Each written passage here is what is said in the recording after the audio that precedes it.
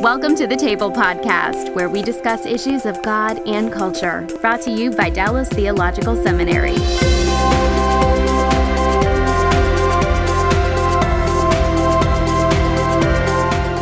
Welcome to the Table. We discuss issues of God and culture, and our topic today are people on the move, diaspora, people, refugees, that topic about which you hear a variety of things, but which at the same time is an important conversation to have for Christians who are able to minister into these situations. And our guest today is Jeff Palmer. Jeff, tell us what you do and why we're talking to you about this. What's your current ministry? All right, thanks, Dr. Bach. Thanks for having us on today. I work with Baptist Global Response, BGR. I'm executive director. BGR exists to help communities and people around the world experience a more satisfying and abundant life. We deal with disaster relief and community development, relief and development strategies. So today we might be addressing the earthquake issues in Ecuador and helping our partners there respond to that earthquake. And tomorrow we might be addressing chronic hunger needs in sub-Saharan Africa or human trafficking issues over in South Asia. We would do about 350 to 400 projects per year, 65 to 70 different countries, helping with food, water, shelter, livelihood skills training, literacy, all kinds of things to help people in need, whether those needs are from acute issues of earthquake, famine, and disasters, or chronic issues of hunger, poverty, and such. Oh, wow. So how long have you been doing this? We've been doing it quite a while. BGR, Baptist Global Response, has only been in existence for about 8 years now. And I was privileged working with a team of others to kind of get it up off the ground and started and running. Before that, we served with International Mission Board as Southern Baptist missionaries in Asia, primarily for a little bit over 20 years. And my background's agriculture, and my wife is healthcare. So we use agriculture, healthcare strategies, like the things we do with BGR today, and worked with tribal and Muslim people groups in the southern Philippines and pretty much all over Asia, Central Asia, and South Asia. So we come back with 25, 30 years of experience in meeting human needs and helping people encounter Christ. So as we think about people movements, of course, today, one of the largest people movements is taking place in the Middle East with people who are leaving because of the war-ravaged situation there. Talk a little bit about what that situation is and what it's like, and if you could give a little background for how we got here. And what I have in mind in particular are the countries to which people have gone and the conditions under which they live. All right. Well, I mean, it's a long story, and it's a very complicated one. If you remember, about 6 or 7 years ago, we started seeing the first signs of Arab Spring in various places of the world, Libya, Egypt, and other countries in the Middle East, and you had these kind of popular uprisings against, I guess the best way to say it is strong men and strong powers within governments. And what we're seeing right now is kind of an offshoot of that, especially in the Syria, northern Iraq area, where you had a government that had been in power for decades, and there was a kind of a populist uprising. And then you had that government kind of, holding on to control and still holding on control today.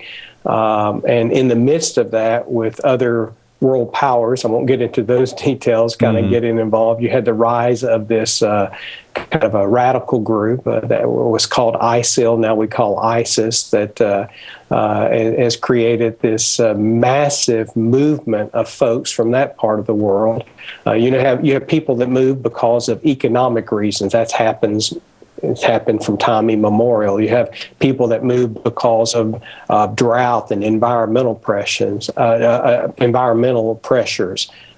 today, in the Syria crisis and Middle East crisis in northern Iraq, we're basically seeing 12 to 14 million people on the move because they're forcibly displaced, which is a little bit different situation. And there's not enough time to talk about all the various reasons why they're forcibly displaced. And when you talk to these folks, it doesn't really matter whether it's a good guy or a bad guy shooting at them. Somebody's shooting, or bombs being dropped, or threats are there. And so now you're seeing out of a country of 22, 24 million people, you're seeing, at least half of that population on the move. Many of that's still moving inside the country, but many of those are also moving outside the country to various areas. Okay, well, so I've got 12 million people on the move, approximately half the size of the country, and obviously someone's got to absorb that movement. So where are they going?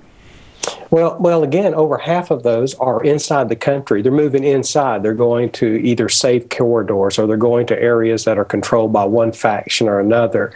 So do keep in mind the majority of those on the move are still within the country. We call those internally displaced peoples, or IDP. They're still forcibly displaced, but they're internally displaced. Then you've got another, it depends upon the numbers, the official numbers and the unofficial numbers, probably another 5 to 6 million people that are outside of the country.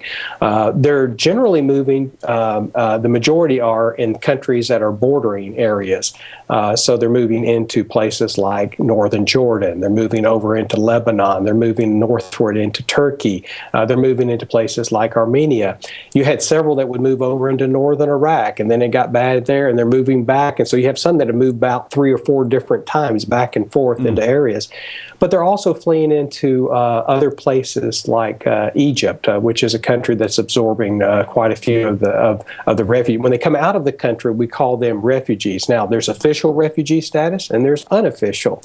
And then they're moving into Europe, looking for either long-term security, better life, very different things. They're trying to get away from the crisis that's caused them to leave. And so you're seeing countries like Greece that have been absorbing refugees and now absorbing them at a high rate, Croatia, Macedonia, Germany, just about every major European country. And a few of them are actually trickling and making it over here, even to the United States and Canada.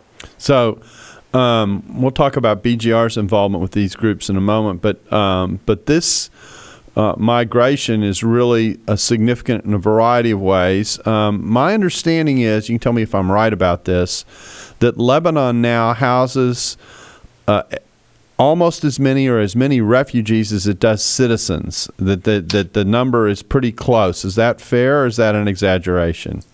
I think the numbers that we've seen lately, it's about 1 out of every 4 people living in Lebanon are actually refugees. Now, from the current crisis, you have to remember Lebanon absorbed several Palestinians 50 to 60 years ago. That's right.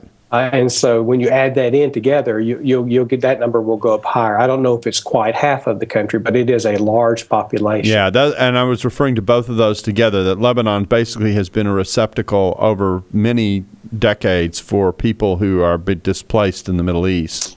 Well, and do remember, too, that the folks coming out of Syria, they're the Lot people, which their family tree goes to the same folks in Lebanon and northern Jordan. It's kind of an area of the world that there's a lot of kinship there. And so that it's a natural gravitation to go to those areas. Okay, so obviously there are countries that are dealing with this in the Middle East, and we're so far away, separated by an ocean from Europe, that we tend not to appreciate what's going on there. But the absorption of refugees into Europe has also produced significant pressures on the European continent. Fair? Yes, yeah, fair. It's fair to say that it's created significant pressures on the whole world, as a whole. But you'll see, governments like Germany now that are opening up. I think the numbers I saw maybe up to 100,000, maybe even more. Greece has absorbed, because Greece is actually one of those first entry points into Europe and the European Union. A lot of folks that are coming through these areas are still mobile. I mean, they're forcibly displaced. They're going there, but they're on the move to somewhere else. Maybe they've got family members in a particular country in Europe. Maybe they got family members in the U.S. or Canada or somewhere. But again, they're trying to get to somewhere better. It could be for safety. It could be for a lot of it's for safety. A lot of it's for economics. A lot of it perception of the future is not going to get any better. So we want just a place to raise our family in peace and have a place that we can lay down and we know that someone's not going to come in and take us and our children away. Yeah, I imagine that the human psychological toll for someone who's in the midst of this is pretty great. I mean, I ask myself, what would it take for me to leave everything that I have behind, basically, except what I can carry with me, go to a foreign country where the customs are different, where I don't even know the language in many cases, and decide, okay, I'm going to start over. And granted, many of these people who are moving are forced out because of the level of the violence, but that shows you how desperate things are. Yeah, I mean, a lay definition we like to use for refugee is somebody who can't go home. So imagine today when your work's over, you haven't got a home to go home to. What do you do? Where do you go? And all you've got is what you've got with you.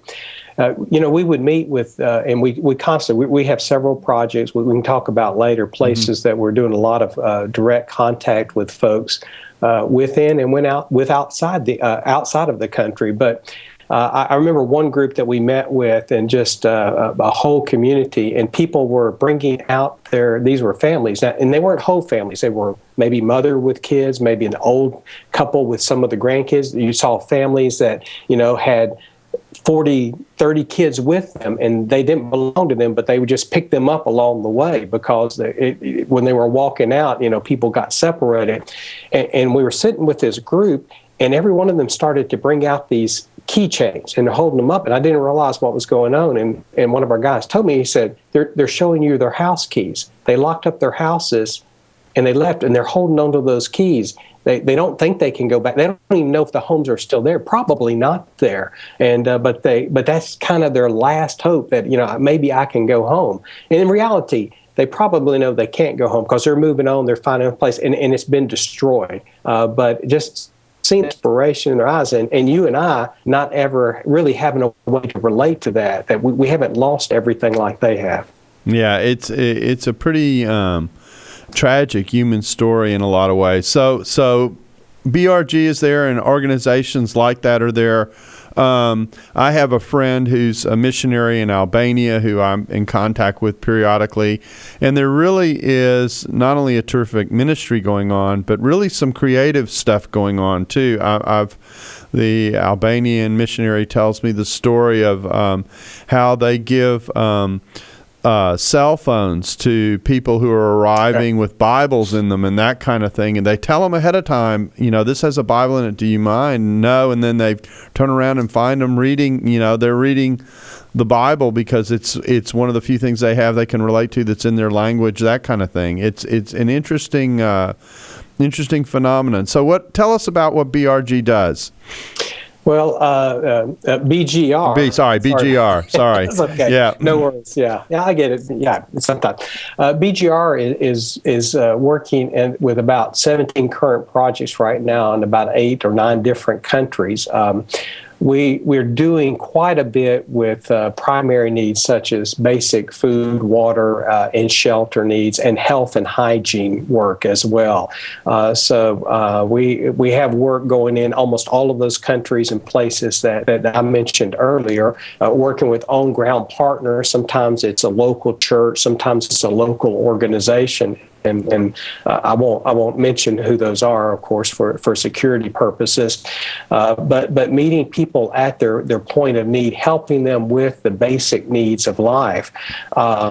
Sometimes it is food packets to help them, just make a transition. Because again, they're very mobile. A lot of these, 12 to 14 million people, they're very mobile. They can't stay in one place or move into another. They're trying to get to somewhere else. Health and hygiene kits are very big right now. We're working with, and we have several folks who are going and conducting medical health care clinics, other things like that. Another big issue is education. I mean, some of these folks have been on the move for 4 years now. Their kids have not been in school.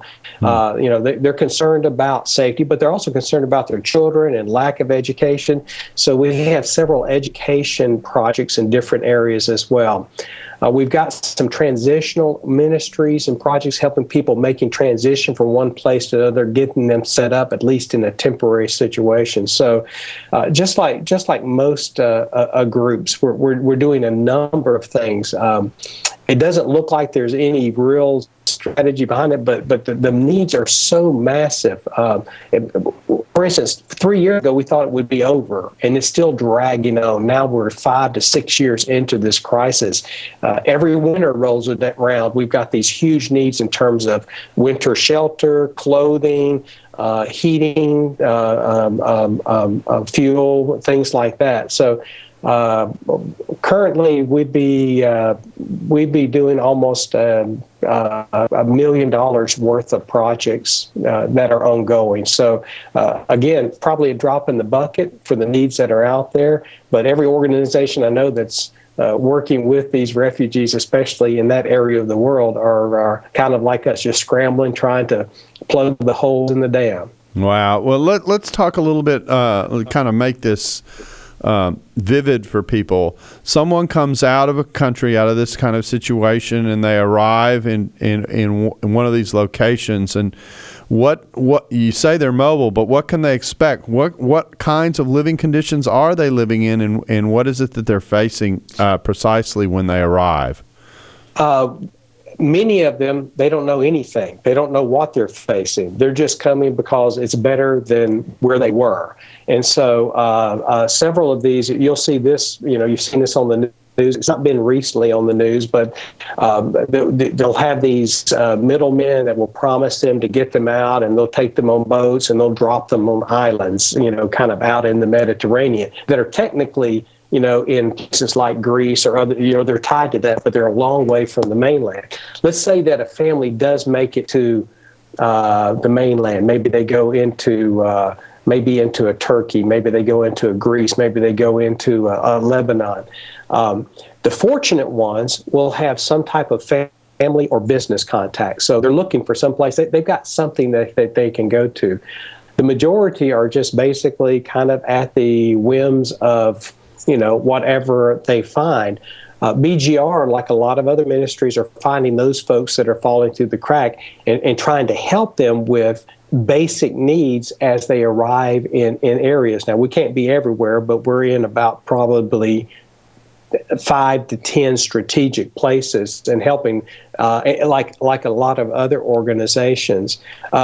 When people here in the United States think about these refugees, most people think, oh, well, there's refugee camps. Do understand that maybe 1 out of 10 of these folks leaving that area of the world are in refugee camps. 9 out of 10 are just living under bridges. They're living in abandoned buildings. They're throwing up little tents or whatever they can come, scraps, tarps, whatever, and trying to just find a place to get their kids out of and their families out of the elements. So it's pretty dire situation for the most folks that come out of these areas. And I take it there are multiple organizations trying to help and organize, but it's a huge task.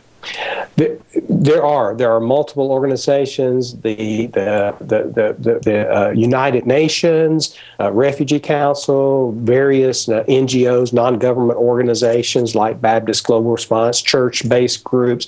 There's just tons of folks that are helping out.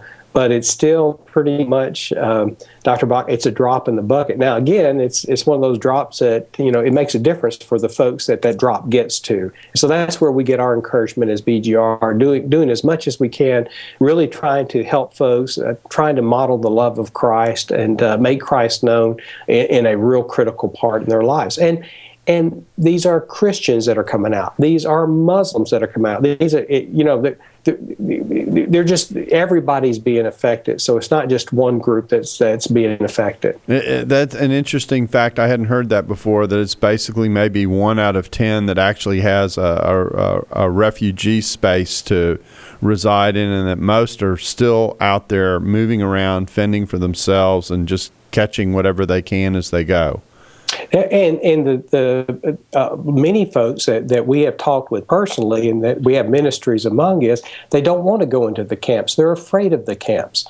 For instance, if you're of a minority group and you go into a country that wants to put you in a camp, and that country has been a persecutor of your group historically, you'd be a little bit suspicious of that government, wouldn't you? Yeah. And I'm not going to say which ones, right, for the sake of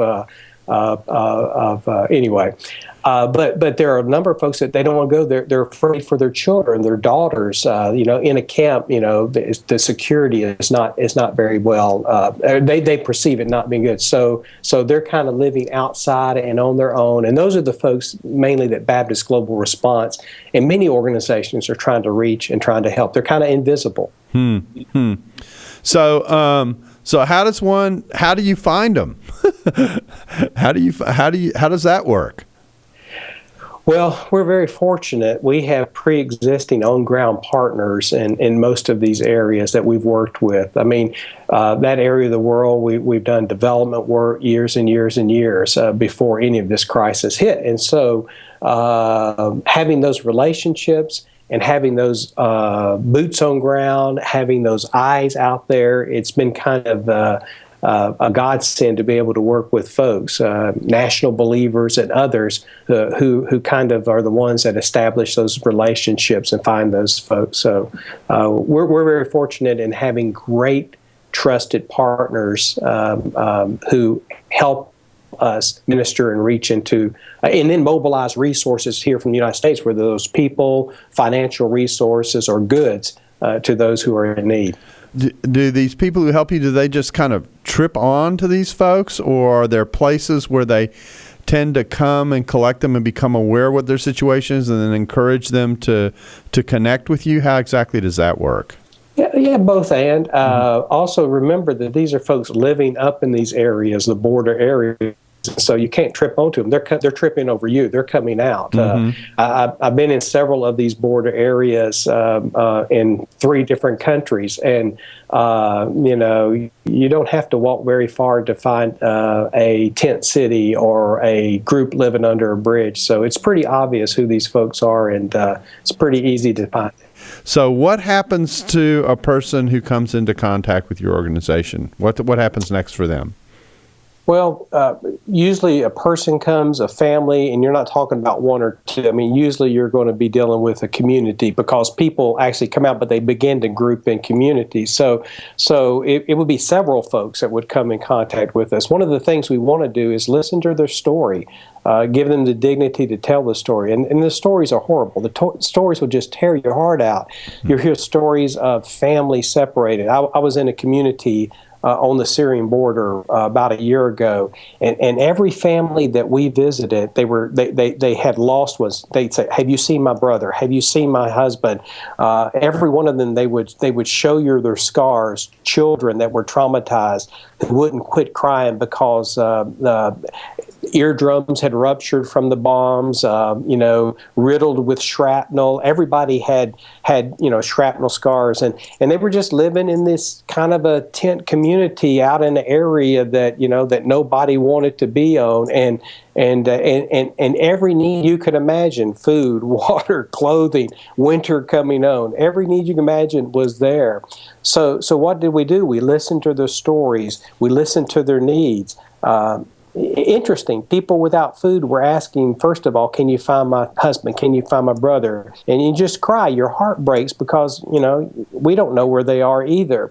But then we keep on listening, and we help them with the basics, get them some better tarps or tents, something to insulate their home.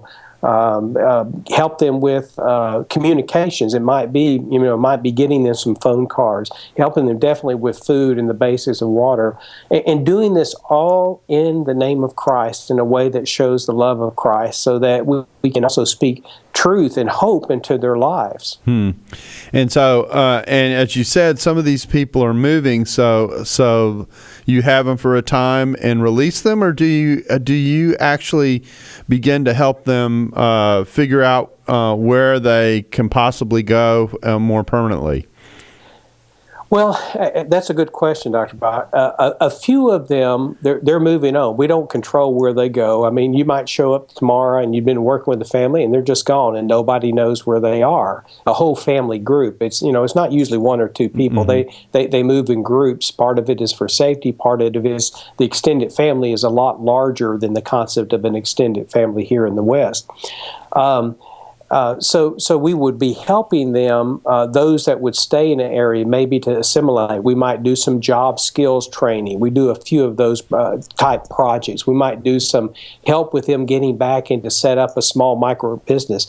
There's enterprise everywhere you go. Even in a makeshift refugee camp, there's going to be enterprise going on. People are going to start buying and selling. They're going to start and open up small stores and things like that. That would be the smaller number of folks that we're working with, because very few of them are going to stabilize in the area at one time. Now, it's for a long period of time. You would find, excuse me, just a second. I apologize for that. No problem. You would find that some of those folks that are relocated in these areas, they think they're going home. I mean, they still have the hope. 2 or 3 years ago, just about everybody we would come with on these border areas, they'd say, we're going home tomorrow, we're going home tomorrow. They've been out for 2 years. Today, now 3 or 4 years later, we're starting to see that they're beginning to resign themselves. No, we're not going home, so we've got to find a way to be able to survive. Money has run out, resources has run out, the good nature of those that are letting us stay here. And so we're starting to work more and more with some strategies, some longer-term strategies for folks who are now beginning to see that they can't go home. Interesting. That actually was my next question is, okay, so you've got them, you've received them, you've kind of given them the basic food and clothing that they might need, that kind of thing, some shelter, and they realize they're not going home, but they don't have any place to go necessarily. So how does that work? Are organizations beginning to work on the placement side of the problem, or are they just so busy caring for the people still coming out that's not still happening? That's a good question. That's a hard question. I would say that most of us are so busy, it's hard to deal with the other. The other side is that placement side really has a lot more to do with governments, and it has to do with intergovernment agencies. And so there are a lot of us that would cooperate with, but once it starts into that arena, then that becomes a more of a political issue. And like I said, we're talking about so many refugees that are coming out. The official number is lower because a certain way that you qualify to become a United Nations refugee, and there's so many quotas and there's countries. It's a very complicated question. Yeah, because everybody, if you're dealing with absorption of people who are moving, the countries to which they can't all go to the same place. Right. So then you got to figure out, all right, then where are they going to go, and how many is each country going to take, and all that kind of stuff. And that's the upheaval side that we're seeing now in Europe, is the effect of that. That's the wave that comes with this wave of people is, all right, now where are these people going to go, and who's going to be willing to take care of them, that kind of thing. That raises a whole other set of issues kind of on the other side, and that is the attitude, the social attitude of countries that are faced with the question, or perhaps being asked, can you help? Right. That's a good question. Let me give a great example on that one, and I'll use my home country that's near and dear to my heart, the United States. The wide range of emotions here in the United States. Let's talk about Syrian refugees. We're looking at maybe the first wave really coming in here to the U.S. just this year. It's been a long process for them to go. Anytime a refugee, a true refugee status a person comes to the U.S., there's a long process that they go through. Of course, if you look at the news, they're coming in by the millions. What we understand is that this year, if things go well, the U.S. will probably take in 60 to 70,000 global refugees.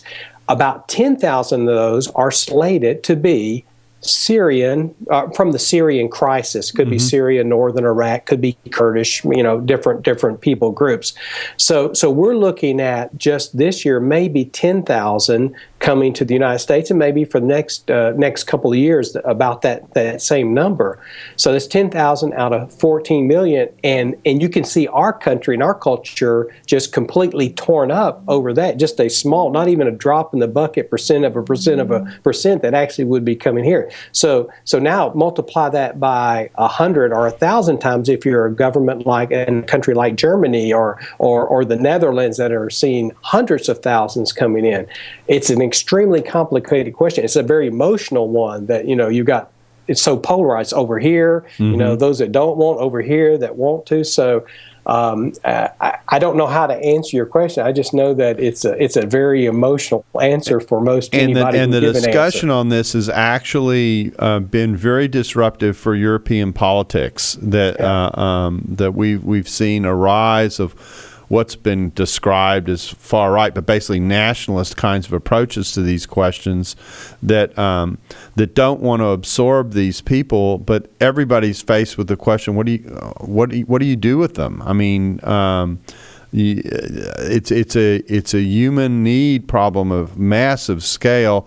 And you mentioned the people who are coming out, that they're mixtures, that there are Christians, that there are Muslims. You've mentioned the Kurds as a part of this. So one of the things that's important in the conversation is to realize that you aren't. This isn't a monochrome migration, if I can say it that way, where everybody's coming from the same place. And some of the people who are looking to be displaced are being displaced because of who they are. That's absolutely. And I would say I can't. I'm not a very smart man. I can't really say what government should do or don't do. But I can say that as a follower of Jesus Christ, and when we look at the Bible, there is a special place in God's heart for the widows, for the orphans, and for the strangers, for those who are displaced, and for those who can't take care of themselves. And what a wonderful, wonderful testimony if the church in Europe, if the church in the United States, if the church wherever would stand up and say, what a Kairos moment to reach to those who are hurting, homeless, and hopeless, and stand up and say, the church is going to do something about this. This might be a defining moment for us as followers of Jesus Christ. It could be a bad defining moment if the church stands up and says, we're afraid of these people and we don't want anything to do with them. I hate to think if Jesus said that about sinners and said that about people who were different than him, But he was one that was open in arms and welcoming. I'm not saying it's going to be easy. I'm not going to say it's going to be fraught with problems and issues. But I am saying that what a wonderful time for the church to step up and be the people of God and open our arms to these strangers and care for those who can't care for themselves. And what a wonderful way to minister and to make Christ known in both our word and in the deeds that we do. Yeah, absolutely. I'm going to read through a series of texts here because I think that some people don't realize how deeply embedded this theme is in Scripture. Absolutely. Exodus 23:9. I'm just going to go through a series of them, one after another, just kind of like bullet points. Do not oppress an alien. You yourselves know how it feels to be aliens because you were aliens in Egypt. Or Leviticus 19:34. You shall love the alien as yourself, for you were aliens in Egypt. Or Exodus 22:21. Do not mistreat or oppress an alien, for you were an alien in Egypt. Deuteronomy 10:19 says the same kind of thing using the refrain, for you were aliens in the land of Egypt. Numbers 15:15. The community is to have the same rules for you and for the alien living among you This is a lasting ordinance for generations to come, and it's not just in the Torah. It's also in the Proverbs and in the prophets. Proverbs 31:9, defend the rights of the poor and the needy. Micah 6:8, very famous passage. He has told you, O man, what is good and what the Lord really wants from you. He wants you to promote justice, to be faithful, to live obediently before your God. Zechariah 7:9 and 10, the Lord who rules over all says, exercise true judgment, show brotherhood and compassion to each other. You must not oppress the widow, the orphan, the alien, the poor, nor should anyone secretly plot evil against his fellow human being. I mean, those passages are pretty clear, and there's a whole raft of them. I could continue to go on. Here's another one, Deuteronomy 27:19. Cursed be anyone who withholds the justice due to the immigrant, the fatherless, the widow. Then all the people shall say, Amen. I get that. I guess I get to end with a benediction there at the end. But those are important series of passages showing a real core ethic that is invoked and called for by the people of God when we face these kinds of situations, which means that we have to sit down and wrestle with the difficulties that they raise for us. But the one position that one shouldn't take is one of indifference or don't bother me with this. Well, and you and I, as followers of Jesus Christ, I mean, our whole purpose is making Christ known to a world in need, to a lost and a dying world. And here's the thing is, for years we have prayed for these areas of the world. We've prayed for them, and we prayed for God to open up the doors. And all of a sudden, now they're coming out, and they're coming to us. And again, like I said, what a Kairos moment for us to make Christ known in the deeds and caring for those who are in need, and giving food, and giving a cup of cold water, and sharing the truth of who is the living water, who is the bread of life. I'm just saying that I hope that we don't wake up 20, 30 years from now as a church, if you and I are still around, I hope we don't wake up and say, that this was a moment that God brought about to make his glory known among the nations, and we failed to take the opportunity to do that. I think of the story in John chapter 9 when Jesus is walking out of the temple complex. The Pharisees are trying to stone him to death. He walks out of the temple, and they've been through this traumatic experience, and the first thing he sees is this man born blind. And the disciple says, well, who was it that sinned, this man or himself that sinned, that he was born blind? And Jesus said, you missed the whole point. Mm-hmm. This man was born blind so that the glory of God, the work of God, might be made known in his life. And I think that all of this is happening. Thank you for bringing up this topic and having this podcast about this, is because this is that moment that this is a chance for the glory of God to be made known in such a mighty way among these refugees and to the rest of the world that said, we care. Now, there's a lot of religions and a lot of governments in the world that basically don't care about human life. The Church of Jesus Christ standing up and said, we care because every person is valuable to God, and every person ought to have a chance to know him and have a relationship with him. This is our time to do that. Now I'm preaching. Yeah. Yeah. This is an important topic, and you tend to hear it only in terms of the political dimensions of it, and the human dimension of it very much gets lost. And it's the human dimension into which the church is very well equipped to step in and do something about it. In fact, as is often the case, if it weren't for many caring organizations, many of which are Christian motivated, this problem would be far, far worse than what it is. Well, that's true, and I understand at least a part. I understand the political situation. I understand the fear. I've been in many of these areas of the world, and fear is a real thing. There's a lot of things that generate that fear, this fear of these people are going to come and they're going to take over and but I also understand the fear of people going into eternity and not knowing or not having a chance to know who Jesus Christ is. And to me, that should be the greater fear for the church. It's terrific. Well, one last set of questions here.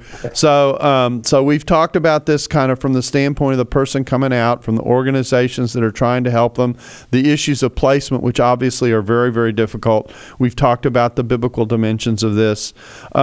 Let's ask some practical questions. Okay, I'm sitting here in Dallas, Texas, talking to you, and the question is, all right, so how do I get involved, or what ways can I be supportive? What ways can the church be supportive in these kinds of efforts? Obviously, to some degree, that's already happening because you're a member of an organization that a denomination is behind and put its weight behind. But individually, what does this look like? What advice do you have for us? I would say that one of the best places that an individual follower of Christ could start would be prayer. Praying and asking God to open up their hearts to what He's doing. I think about the story of Habakkuk, who's complaining to God all the time about, why is this injustice, why this happened? Just step back and saying, because God said, I'm going to do things that you'll never believe, utterly amazing, that are going to be done among the nations. And stepping back and saying, God, what are you doing in this time? All of this is going on, this turmoil in the world, because in the midst of this, you and I know God's not stepped down from His throne. He's not surprised by ISIS. He's not surprised by corrupt governments or good governments, because He's God. He's all-knowing. So God's doing something in this time. So pray. Then pray for those who are in need, and pray for those who are suffering, these 12 to 14 million people. These are not Muslims. These are not cultural Christians. These are people with families, with children that they want to see grow up and get an education and go to school and get married and have grandkids, for them. So pray. I would say to pray for God to show them what He's doing. Pray for them and for the people that are in need. I would invite people to go to our website. I'm not trying to be self-promoting here, but gobgr.org and take a look at some daily prayer requests that we'll have up there for how they can pray and be involved in this. Then I would say, let God speak to you. It might be going and getting involved in meeting needs of refugees. They could be refugees in your backyard. Doesn't have to be Syrian refugees. They can be the nations who have come to your town, and you get involved in their lives. It could be getting on a plane and going to one of these project areas and serving to an organization like Baptist Global Response or the hundreds of others that are out there. And then I would also pray about, what would God be leading you to maybe do in terms of giving to help support those ministries, to provide food, to provide water, to provide shelter. And there's a lot of ways, a lot of channels to help through your local church, through whatever your convention denomination is, or maybe through the favorite charity of your choice. There's a lot of good ways to help. Let me ask you what will sound like a strange question, but it's popped in my head, and that's dangerous because once it's there, it kind of lingers. And it goes something like this. What do you think people are hearing about this topic that is really static? It shouldn't be what they're hearing. And what is it that they're not hearing that they need to hear? So it's on both sides of that spectrum. That's a good question. I'm not sure I've got a great answer off the top of my head. I say the static part is the inertia of it. It's been going on for 5 years, and people get tired. They get tired. They get overloaded, and because we don't hear it, the news, it runs cycles and all kinds of things. And so if it's out of sight, out of mind, we just don't think about it.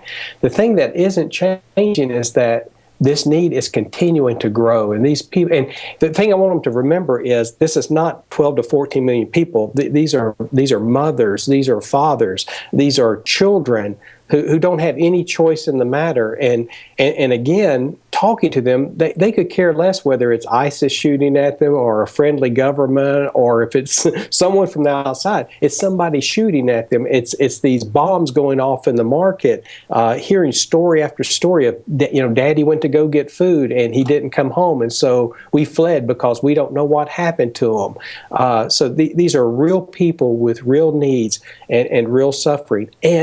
And these are folks that are created in the image of God that deserve us at the very least, praying for them, but really doing something to help them in their need and making Christ known in their lives. Well, it's a terrific piece of advice, and I really appreciate you taking the time to walk us through this and to have us think about it in kind of an initial way. It's a discussion we've long wanted to have on the Table podcast.